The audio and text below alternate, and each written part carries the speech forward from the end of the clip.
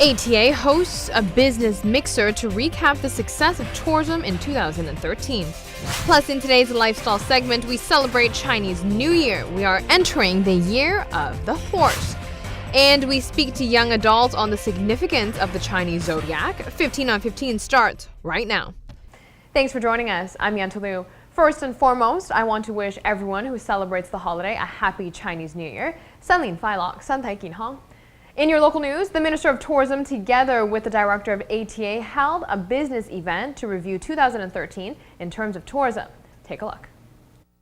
The business mixer was held at Papiamento Restaurant. Aruba's top tourism officials addressed the attendees on the accomplishments of last year and projection for the coming years. For the coming years, we have set a lot of very ambitious goals. And when I talk about ambitious, looking at Ronella, because we still have to discuss those, but we know that they are realistic also. We know that we have a great product, we have a great service that is being offered to those visiting the island. We know that we have great properties on the island, and of course, we can always make it better. And that's the line of thinking, and that's the goal that we have set forward for the coming years. The island has seen progress and growth in numbers for both aviation and cruise tourism.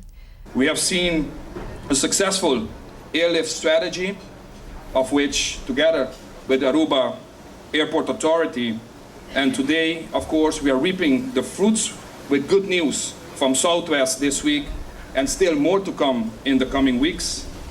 We have seen success with our cruise strategy in, of course, close relationship with Aruba Ports Authority, almost 18% increase, next to a 8.3% of increase last year in tourism visitors.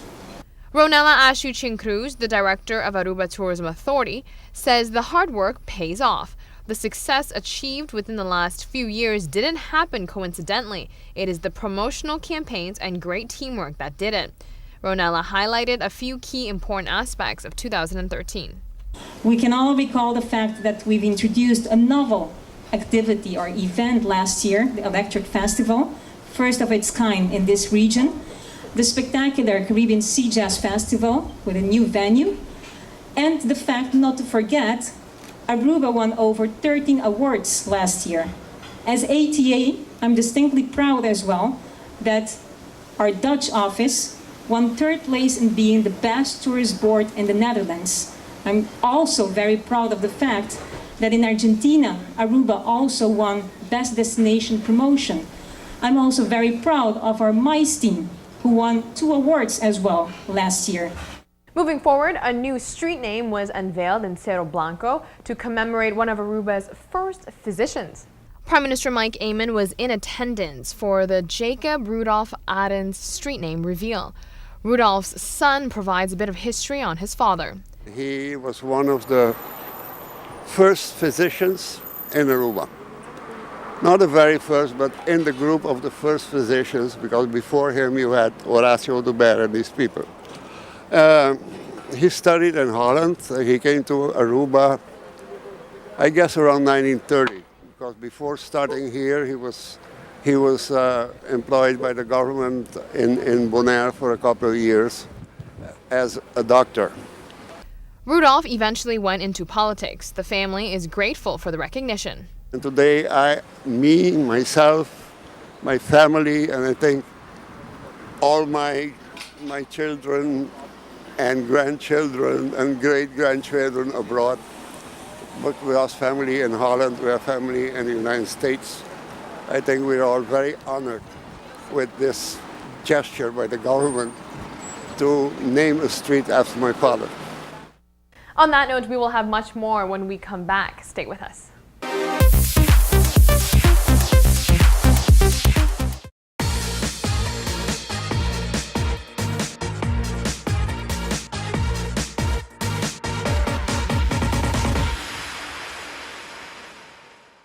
Welcome back from the break. On today's show, we are celebrating Chinese New Year's.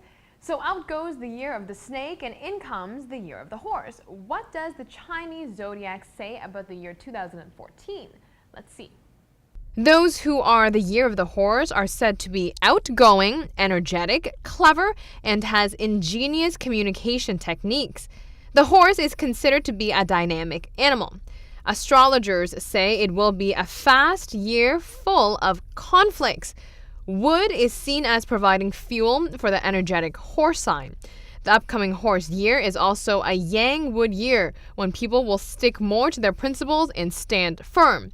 So it is hard to negotiate or compromise, as there are more tendencies for people to fight for their ideals. If you have a business involving wood or fire, you will do well in the year of the horse. Lumber companies, agriculture, and media companies are speculated to do well this year. Property companies aren't so lucky. The theory is the horse is a galloper, so the potential is for the prices to gallop downwards over the first 6 months. Switching gears to a completely different note, you can soon brush your teeth with chocolate. Chocolate toothpaste is hitting store shelves soon. Crest is releasing a new line of flavored toothpaste, and one of them is called Mint Chocolate Trek. But doesn't adding something like chocolate, even just the flavor, to the toothpaste seem counterproductive? Actually, your toothpaste flavor has no impact on how well it does its job. What's more important are the active ingredients in your tube, and which ingredients you look for will depend on what you're hoping to get out of your toothpaste. When you go grocery shopping, how often do you look at food labels? Not the labels on the front, but the detailed ones on the back. According to nutritionists, you should do it more often. Here's why. Manufacturers are really good on picking up on the buzzwords that consumers are concerned with, and they use it to get our attention. Bread can be tricky. Even if it says wheat or multigrain, it doesn't mean it is whole grain bread. You want the bread to say 100% whole grain. The word light can be confusing. It can be spelled 2 different ways and mean the same thing. Light means less calories, fat, or sodium than a food's original counterpart. Just because a label says light doesn't mean you should eat more of that food. When we come back, we'll have more on Chinese New Year's, so stay with us.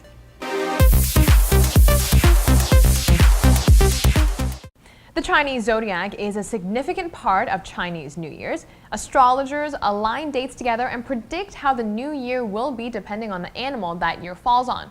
Contrary to popular belief, nowadays it's not all Chinese people who care greatly about the Chinese zodiac. The younger generation seems indifferent about it. Mr. Li says, according to the Chinese, since he had a rough year in the year of the snake, he can expect a good year in the year of the horse. I'm hoping this year will be a better one because last year not everything went smoothly when it came to finance or relationships. But according to the Chinese, if I had a bad one last year, I can look forward to a better year.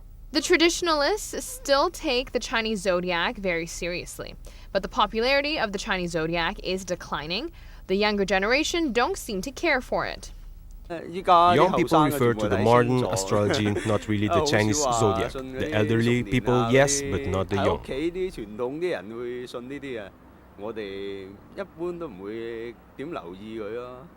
This young lady reinforces how much the young don't rely on the Chinese zodiac. Chen Chen is a horse herself, yet knows nothing about her sign or year. Yes, the younger people don't really look into the Chinese zodiac. It is not as popular because we don't really make reference to it. It's not a topic of discussion amongst the young adults. 新年快樂，身體健康，事事順利. May the year of the horse bring you health, prosperity, and wealth. That is our show for today. Thanks for joining us. We'll be back here with a brand new edition of the show starting Monday night at 7:15 p.m. So we'll see you then.